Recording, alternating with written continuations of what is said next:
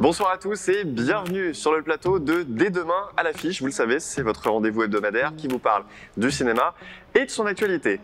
Comme chaque semaine, en fin d'émission, vous retrouverez la pastille d'Albert et Jérémy, les films qui dégustent avec Bart. Mais avant ça, vous saurez tout, absolument tout, sur les 48 heures de l'ESRA. Du montage de l'événement à la révélation des gagnants. Le coup de projecteur, c'est maintenant. Messieurs, permettez-moi de vous souhaiter la bienvenue. Et voilà la spécialité du chef. Parfait, ça a l'air super bon. Vous seriez pas un peu en train de me prendre pour un con des fois? Si, complètement. Monter un film en 48 heures, pas facile a priori, c'est en tout cas le principe des 48 heures de l'ESRA. Un tel événement, vous allez vous poser la question, comment est-ce qu'on l'organise? Pour qui? Pourquoi? La réponse, c'est maintenant. On en parle avec les étudiants organisateurs justement, Ferdinand Cano et Antoine Augier. Bonjour les garçons. Bonjour. Déjà ma première question, c'est comment est-ce que vous vous êtes rencontrés tous les deux? À l'école. À l'école, on était Première année. On était dans la même classe en première année et on s'est bien entendu. On était là, en plus, parce qu'il y a des personnes d'années différentes. Nous, on était tous les deux de la même année. 1990, Voilà, ouais, et donc, ça a créé un lien Ah forcément. bah forcément ça rapproche. Ouais. De base. Et voilà, on s'est rencontrés comme ça et je lui ai parlé du projet et c'était parti comme ça. Les garçons, pitchez-nous le principe des 48 heures de l'ESRA. Qu'est-ce que c'est concrètement? Bah, c'est simple, c'est écrire, tourner, monter un court-métrage de 1 à 3 minutes avec uniquement des équipes composées d'étudiants de l'ESRA, Ouais. 5 personnes maximum et 48 heures donc, pour faire son film. Quoi. Alors comment on monte pour un les tel 48 heures. projet et justement quelles sont les contraintes auxquelles on doit faire face? Les premières contraintes, c'est l'énergie. Il faut qu'on fasse en soi, on n'est pas vraiment encadré. C'était la première fois qu'on le C'est faisait. la première fois qu'on fait ça. Les contraintes, c'est aussi le budget. On doit estimer, faire un devis. Ouais. Proposer notre valider, truc à la direction de l'école aussi. Voilà. Qui valide du coup le qui concours. valide et qui suivent. J'imagine qu'il faut aussi monter un dossier pour convaincre les dirigeants de l'école. Comment est-ce qu'on s'y prend quand c'est la première fois qu'on doit se lancer dans une telle aventure? Voilà, c'est freestyle, c'est-à-dire on ne sait pas vraiment ce qu'il faut, on demande. On propose nos idées un peu aux gens principaux concernés et en fonction de ce qu'ils nous disent, on repart avec nos erreurs à corriger, on revient et logiquement on est censé avoir fait un petit travail dessus qui fait que ça s'est amélioré. Ça c'est pour revenir aux contraintes, c'est vrai que c'est trouver le jury. Finalement on s'est bien fait aider par Paul qui est le troisième organisateur qui n'est pas là. Mais lui nous a bien aidé à trouver le jury la première année et aussi la deuxième année. Voilà, donc ça fait partie des grosses contraintes et c'est ça qui ramène, car aussi pour la première fois ramener les gens et après une fois qu'ils avaient participé, ils avaient envie de le refaire parce qu'ils ont tout simplement bien aimé l'expérience. Depuis la première année, Oui Antoine, les premières années étaient carrément motivés pour faire un court-métrage, se mettre en compétition avec d'autres élèves qu'ils ne connaissaient pas. Quoi. Et on va voir justement dans quelques instants l'issue de la compétition avec une partie des gagnants en tout cas. Avant ça, ce que je vous propose, c'est que je sais que vous avez préparé des images pour nous et pour les téléspectateurs. En l'occurrence, on va voir un peu toutes les étapes de préparation de cet événement. Vous allez les commenter en même temps, si ça vous va. Bah ouais, très bien. Alors j'imagine qu'on démarre par la cérémonie d'ouverture, c'est ça? Ça c'est le jour du lancement du projet à l'Amphi Jean Renoir, donc avec les 70 équipes inscrites qui sont venues pour savoir un peu quel thème ils se leur seraient Connaître le brief, c'est ça? À quelle sauce ils allaient te manger un petit peu. Donc là on voit les thèmes justement, pendaison de crémaillère, tête d'animal, ce genre de choses.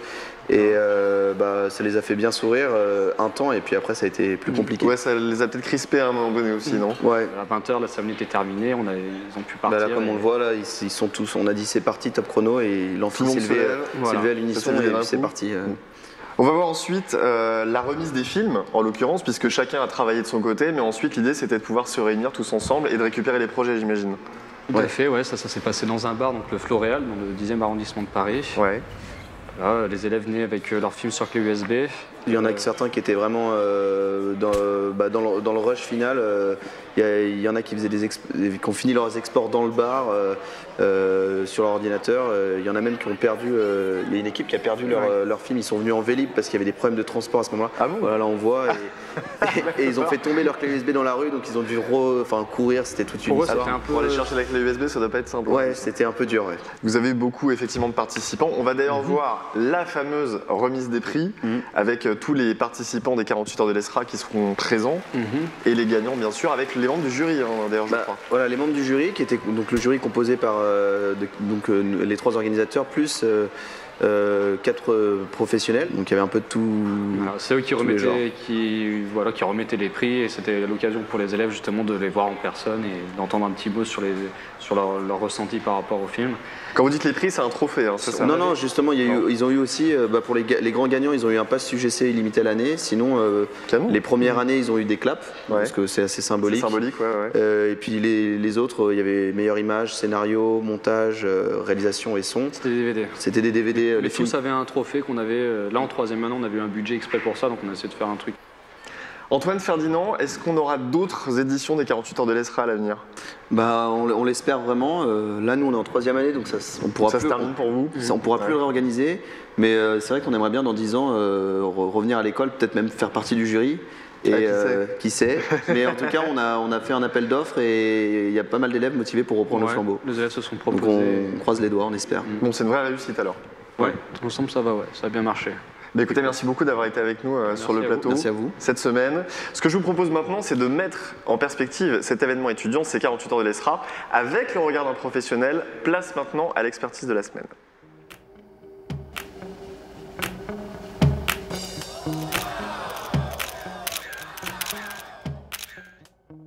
Et notre expert de la semaine, c'est une experte, figurez-vous. Elle s'appelle Catherine Constant-Grisolet. Bonjour Catherine. Bonjour. Comment ça va? Très bien, et vous?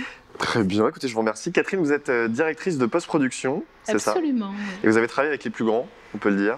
Oui. Quand même, hein. Parmi lesquels quand même Youssef Chahine, Elie Chouraki, Eric Emmanuel Schmitt. Du boulage. Oui, comme qui dirait.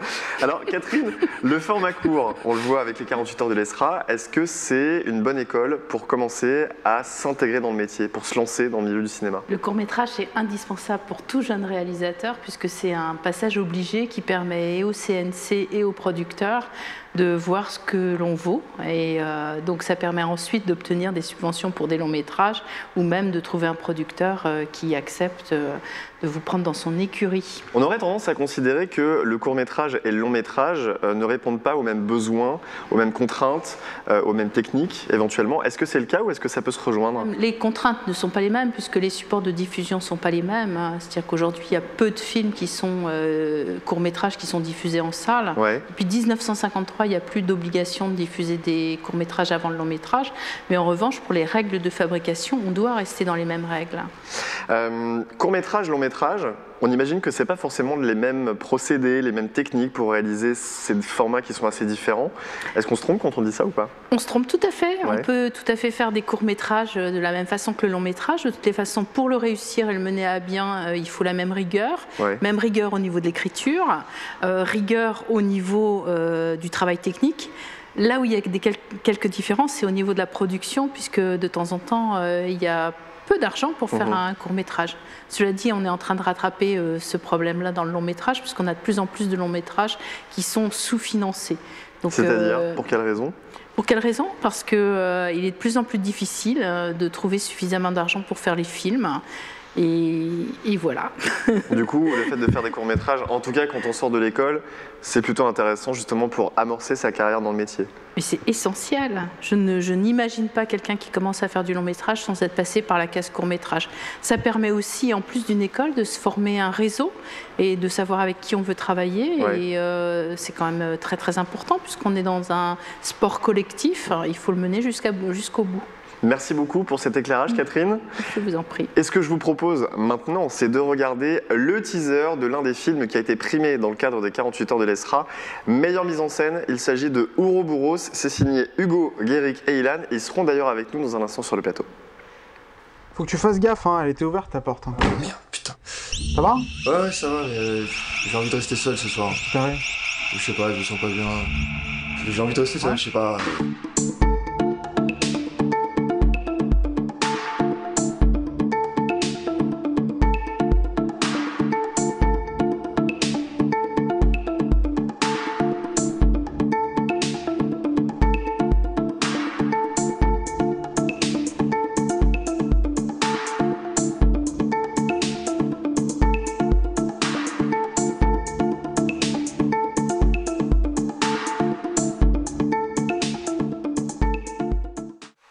Et ils sont là, nos talentueux réalisateurs d'Ouroboros, Hugo, Guéric et Ilan. Salut à vous trois. Salut. Bonjour. Alors, les garçons, racontez-nous un petit peu. Je crois que c'est l'univers du skate qui vous a rapproché à l'origine.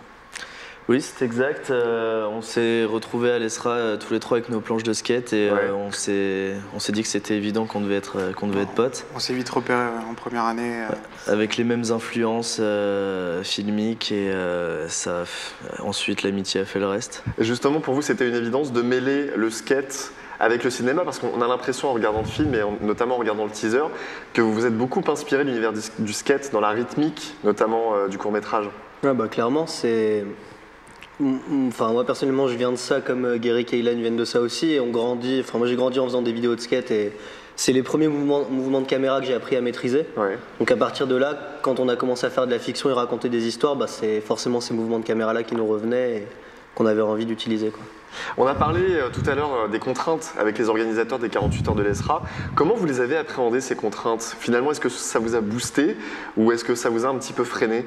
Ah non, pas du tout, ça nous a pas du tout freiné, au contraire, ça nous a alimenté, puisque on avait tenté déjà la première session des 48 heures de l'ESRA en première année. Ouais, ça avait donné quoi du coup? Bah justement, on était un peu déçus parce qu'on a fait partie des favoris, mais malheureusement... On a été coup de cœur du jury, on a été diffusé mais pas récompensé. Vous n'avez pas touché le Graal, quoi. Non, justement, donc cette session était une sorte de revanche pour nous. On voulait ce prix-là et on a réussi à l'avoir. Du coup, vous avez dû vous sentir super bien quand le jury a annoncé que vous étiez les grands gagnants.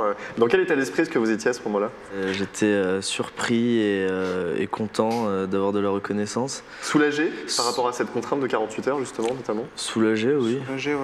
Bah, surtout qu'on on faisait partie d'un groupe spécial. C'était le groupe des retardataires. J'aime bien l'idée.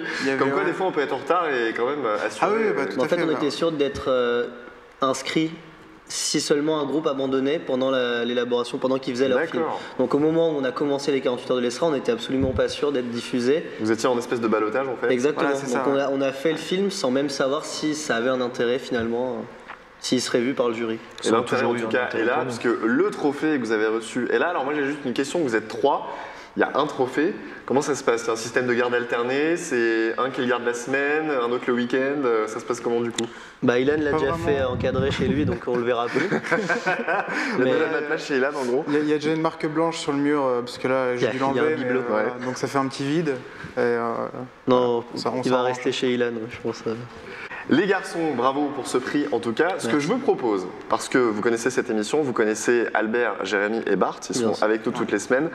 On leur a proposé de relever un défi, le même que vous, les 48 heures de l'ESRA version Albert, Jérémy et Bart. Voilà ce que ça donne.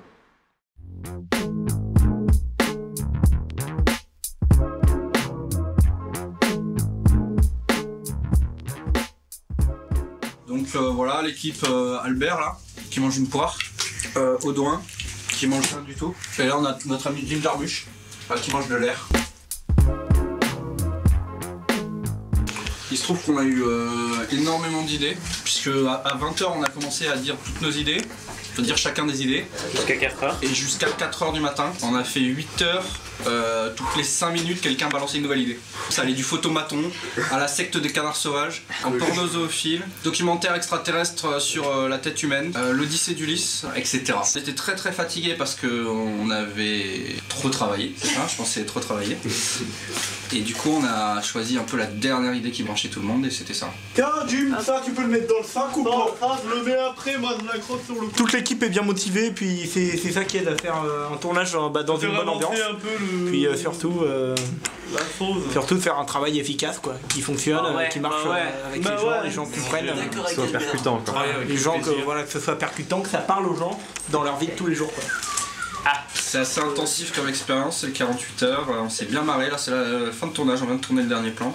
C'était bien stylé, c'était très compliqué, il a fallu trouver des accessoires, des masques, chercher des clés, retrouver des gens, éprouvant. Et c'est pas fini parce que là on attaque toute la partie construction quoi. Ça s'en est là-bas.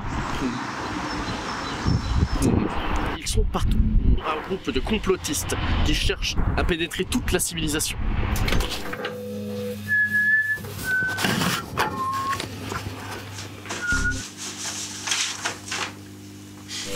souvenez de l'affaire Sarkozy, casse-toi pauvre con? C'est à ça qu'il ressemble. Juste là, qu'est-ce qu'il y a dans le fond?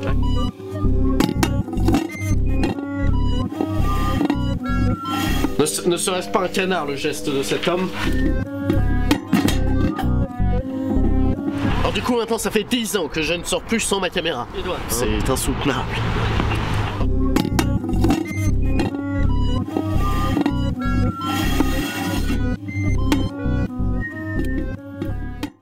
Voilà, ça c'est les 48 heures de l'ESRA, version Albert, Jérémy et Bart, qui nous retrouvent tout de suite sur le plateau. Salut Bart! Salut à tous. Bart sur le plateau de Dès demain à l'affiche. Alors raconte-nous un petit peu cette expérience, 48 heures pour monter un court-métrage, le planning, comment il s'est géré? 48 heures, comme tu le sais, c'est 2 jours. C'est pas vrai. Ouais, ça je vais rien inventer. Merci Bart. Mais il se trouve que nous, le premier soir, on a écrit tout le scénario très rapidement. Enfin très rapidement, comme je dis dans le making of, ça nous a pris un certain temps quand même, mais c'était dans la nuit quoi. Ce qui fait que le lendemain matin du premier jour, on a déjà pu commencer le tournage et finir le tournage dans la première journée. Ah, vous avez droppé quand même. Ouais, on a bien balancé du pâté, comme on dit dans ce milieu. Et donc voilà, on avait tous les plans en boîte à 16h, ce qui nous a permis d'avoir beaucoup de post-production et voilà, un résultat plutôt sympa avec de bel étalonnage, beau mixage son. On s'est fait plaisir, ouais. Ça vous inspire quoi les garçons? Vous êtes bluffés vous par tout ça ou pas? Ouais. Bah ouais, un peu. Ouais, je les sens conquis les gars, ils sont là. Waouh. C'est impressionnant parce qu'on a ressenti la même chose que lui, on était dans les mêmes conditions et c'est vraiment pas évident d'écrire aussi rapidement quoi. Donc nous on a eu beaucoup de mal à écrire notre scénario et c'est vrai qu'on a mis plus de temps pour la mise en scène et voilà le résultat. Donc non, bravo par rapport au scénario. Pas de souci, bravo à vous aussi, c'était vraiment top. Bart, ce que je te propose maintenant, c'est de passer à ta rubrique, les films qui dégustent, et en entrée, a priori, une salade pas très fraîche.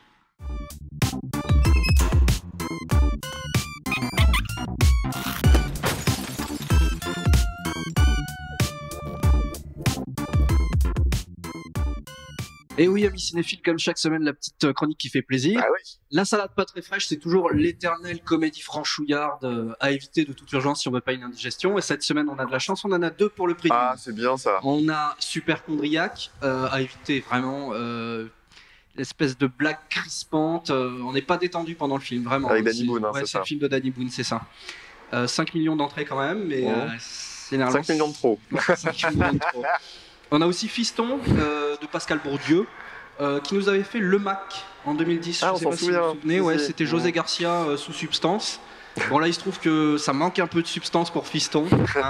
Hein. Kev Adams, Franck Dubosc, peut-être qu'ils étaient sous Xanax, je sais pas, mais ils sont vraiment en dessous de leur capacité. Hein. Ça envoie encore cette semaine.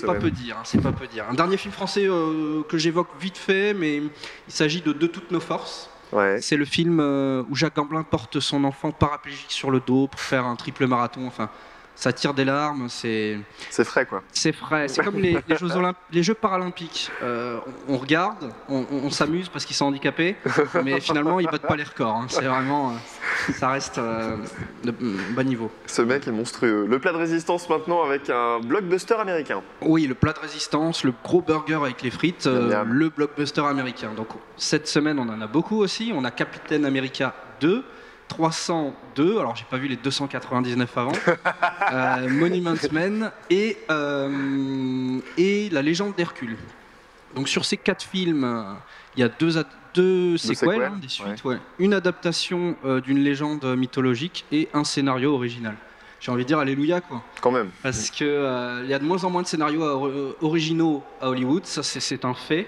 Mais bon, quand même, les mecs, essayez de vous renouveler, quoi. Parce que je sais que vous avez acheté vos licences, Spider-Man, des choses comme ça, une fortune. Mais nous sortez pas tous les ans les suites, quoi. À un moment, on va pas suivre. Hein. Au bout de la planète des singes 158, on va arrêter. Quoi. Il y a des choses qu'on décroche, ouais. Il y a moyen, effectivement. Le ratage de la semaine, Monument Men, par contre. Un film assez ambitieux dans le thème, mais dans la réalisation, non. Non, pas du tout. Tout plat, tout fade. Ouais, c'est Georges Clooney qui utilise un nombre de lieux communs incroyables. C'est dommage, c'est vraiment dommage. Bon, on va passer au dessert pour le coup. J'espère qu'on va se régaler, Bart. Oui, le dessert, on se régale toujours un peu. Hein, c'est vraiment le bon film de la semaine. Le film que j'ai le plus apprécié, en tout cas, il s'agit de Her de Spike Jonze. The Her de Spike Jonze. En américain. Et Spike Jonze, peut-être que vous connaissez les mecs, c'est ce réalisateur qui avait commencé avec Jackass. et à filmer ses potes qui faisaient du skate, qui faisaient Ah bah oui, ça doit vous parler. C'était un peu lourd à cette époque, mais il s'est affiné au fil des ans. Il nous avait servi dans la peau de John Malkovich. Mais Joaquin Phoenix au sommet de son art, Scarlett Johansson, les décors sont magnifiques, les plans sont incroyables. Donc je pense que vraiment c'est le film à aller voir cette semaine. Bart, on termine avec les films encore à l'affiche, mais parce qu'ils le méritent. Et oui, la fin de cette chronique, c'est ces films qui restent encore au cinéma pendant encore un petit peu de temps et qu'il faut s'empresser d'aller voir. On en parle toutes les semaines, c'est La Grande Aventure Lego. Ah, tellement bien ce film. Allez Magique. voir, vraiment, j'ai passé vraiment un super moment. The Grand Budapest Hotel, qui est pour moi vraiment le chef-d'œuvre de la semaine. Et un petit nouveau qui rentre dans la sélection, c'est Diplomatie, film français avec Nils Arestrup. Et vraiment aussi à aller voir, c'est tiré d'une pièce de théâtre, donc c'est un huis clos. Donc ça peut avoir quelques aspects un peu longs. Mais c'est aller voir parce que c'est ce genre de films qui ne passeront jamais à la télévision, donc allez le voir au cinéma. Merci beaucoup Bart. Rapidement les garçons, le film parmi tous ceux qu'a cité Bart Le Wes Anderson. Ouais. Personnellement, ça nous donne bien. D'accord avec lui, c'est vraiment le film le mieux réalisé depuis le début d'année. Scène, jeu d'acteur, déco, tout. En tout cas, une belle leçon de réalisation aussi et de mise en scène avec votre projet Ouroboros. Bravo encore. Merci beaucoup. Il est là, hein Bart, qu'est-ce que t'en penses? Ouais, vraiment top. Des plans dont on se souviendra. Voilà, c'est gentil. Là, 48 ans de l'ESRA. Merci beaucoup d'avoir été avec nous. Avec plaisir. Avec grand plaisir, vous revenez quand vous voulez sur le plateau de Dès demain à l'affiche. Vous restez encore avec nous quelques petites secondes. Toi aussi d'ailleurs, tes petits acolytes. On va les retrouver maintenant puisque c'est l'heure, eh oui, comme chaque semaine, de la pastille. C'est signé Albert et Jérémy.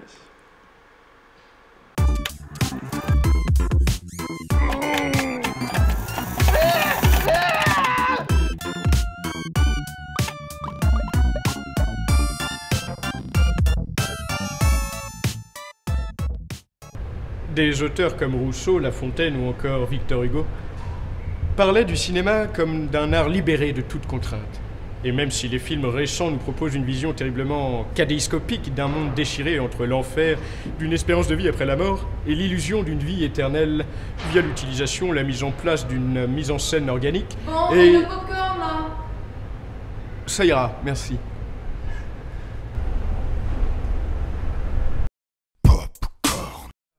Petit, grand, moyen, salé, sucré, avec ou sans boisson, avec ou sans noix de pécan.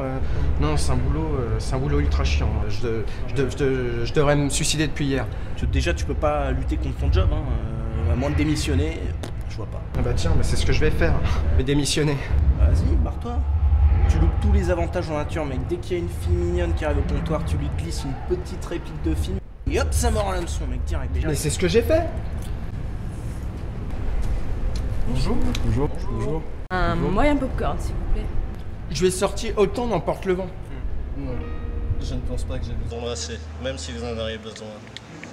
C'est ce qui ne va pas chez vous. Vous devriez être embrassé par quelqu'un qui souvent sait s'y prendre. Ouais, et alors? Ça n'a pas marché. Ça n'a pas marché. Ben, ça n'a pas marché. Le mec s'est emporté, il est monté sur ses grands cheveux, ça n'a pas marché. Mais t'es sérieux, toi? J'ai voulu sortir une réplique de Terminator, hein, pour le refroidir, et non. Reste cool, sac à merde. Vas-y, mais ferme. Ça l'a pas fait redescendre. Si t'arrives pas à faire avec les répliques, tu peux trouver des petites idées créatives pour rendre ton boulot sympa, quoi. Un Malteser et non, attendez, hein, pour minuscule, c'est le menu minuscule. À chaque film son menu, à chaque menu son film. Hein. On va pas commencer à se mélanger les pinceaux. Donc pour les fourmis, c'est le menu. 3 pop-corn, 2 sucrés, 1 salé et un fond de bouteille d'eau. Voilà monsieur, ça fera 7,50 €. Ouais, c'est ça. Si vous n'êtes pas content, c'est pareil. Hein. Ouais, t'as raison, ouais. J'ai pas envie de refaire le monde comme toi, c'est bon. Je dois rien à personne et encore moins à des pop-corn. C'est bon, je me casse. Je jette l'éponge. Super mentalité, mec. Et mon badge. Allez, salut. Tu me remets quand même un petit pop-corn pour la route? Grand, petit, moyen, sucré, salé. Petit, grand, moyen, salé, sucré. Un petit sucré, s'il te plaît. Comme d'hab. Aucune originalité dans ton choix. Allez. Qu'est-ce qu'il y a? J'ai le golden ticket.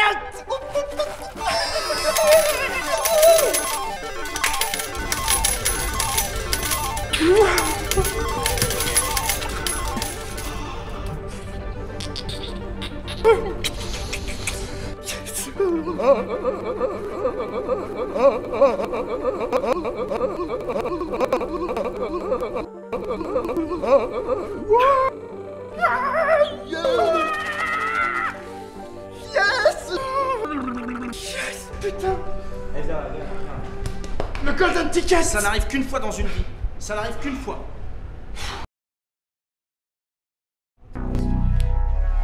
Pour le majordome, ce sera un foie gras relevé à la poêle avec son émincé de pommes de terre et d'artichaut du Nebraska. La semaine prochaine, dans Dès demain à l'affiche, focus sur l'épineux dossier des intermittents du spectacle. On compte donc sur vous mercredi dès 18 h. Ciao.